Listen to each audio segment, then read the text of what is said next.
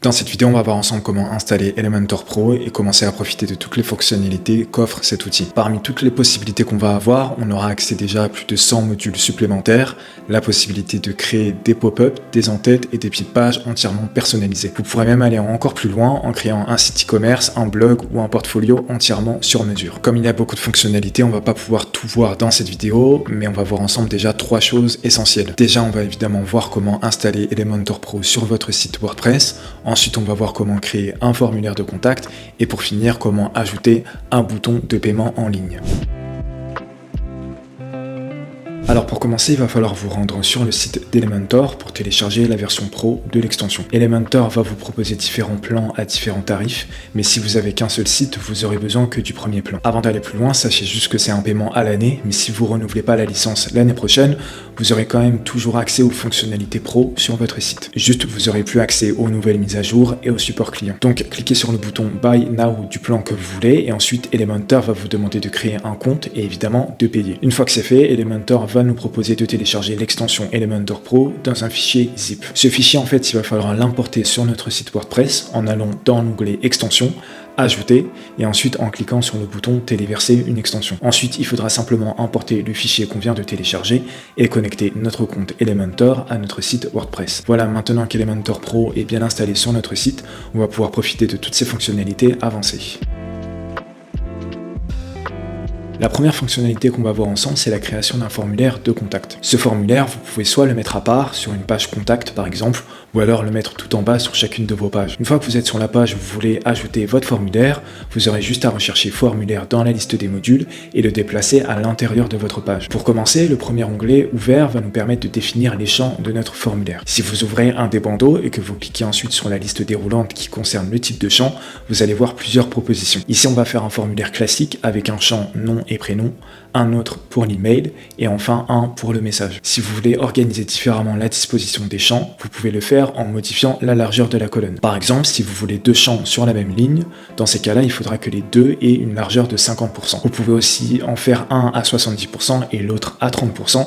Le tout, c'est que les deux fassent 100% pour qu'ils tiennent sur la même ligne. Ensuite, un peu plus bas, on va trouver un onglet pour le bouton d'envoi et quelques réglages pour modifier son apparence. Juste en dessous, ce qui va être important, c'est l'action après l'envoi. Ce module formulaire d'Elementor permet non seulement de faire un formulaire de contact classique, mais aussi un formulaire d'inscription à une newsletter. Ici, on va simplement faire un formulaire classique et donc ajouter 2 actions qui sont collecter les envois et email. Collecter les envois, c'est important parce que si le message s'envoie pas correctement pour X ou Y raison, ce qui peut arriver, ça va permettre de stocker quand même le mail sur votre site WordPress. Et pour l'action email, ça sert tout simplement à recevoir par email ce qui a été envoyé par le formulaire. En activant ces 2 actions, on va retrouver 2 onglets juste en dessous et celui sur lequel on va cliquer, c'est email. On va indiquer à Elementor à quelle adresse email on veut recevoir le message et le sujet de l'email. Ensuite, les informations en dessous, vous allez pouvoir les laisser telles quelles et ça va vous permettre de recevoir l'intégralité des informations indiquées dans le formulaire d'envoi. Voilà, maintenant vous n'avez plus qu'à mettre à jour votre page et je vous conseille de tester votre formulaire pour bien vérifier à la fois que vous recevez le message par mail et aussi que vous collectez bien les messages dans l'onglet Elementor et envoi.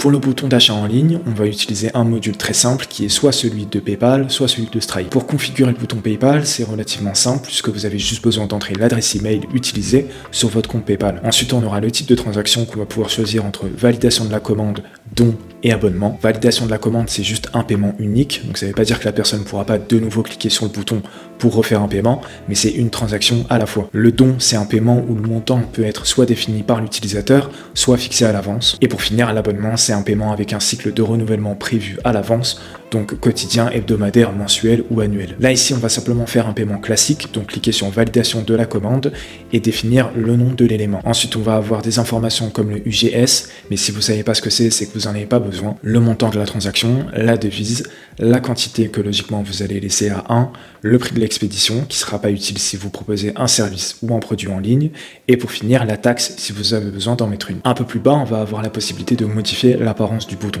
Donc là, on retrouve des réglages classiques et on peut supprimer ou laisser le logo PayPal si on veut. Pour terminer, on va pouvoir définir si on veut rediriger ou non le visiteur sur une autre page si le paiement a bien été effectué. Donc là, libre à vous par exemple de créer une page de remerciement et de l'indiquer ici. La case bac à sable, c'est ce qui vous permet de tester que le bouton fonctionne correctement, mais comme il y a juste à rentrer votre email de votre compte PayPal, normalement il ne devrait pas y avoir de souci. Ensuite, on a une option qui permet soit d'ouvrir la page PayPal pour le paiement dans un nouvel onglet, soit qu'elle remplace la page sur laquelle le visiteur est. Ici, je vous conseille de laisser cette option cochée parce que sinon votre visiteur va quitter votre site et devra y retourner par lui-même une fois le paiement effectué. Pour finir, vous pouvez modifier les messages d'erreur ou alors les laisser par défaut. Voilà, donc ça c'est pour PayPal. Maintenant, on va voir comment le faire avec Stripe. Pour Stripe, c'est un poil plus complexe. En fait, il va déjà falloir vous créer un compte Stripe. Bon, ça c'est logique. Une fois que c'est fait, vous aurez accès à votre tableau de bord dans lequel vous allez trouver un bouton développeur tout en haut à droite. Cliquez dessus et ensuite allez dans l'onglet clé API. Sur cette page, vous allez devoir créer une clé avec le bouton créer une clé secrète.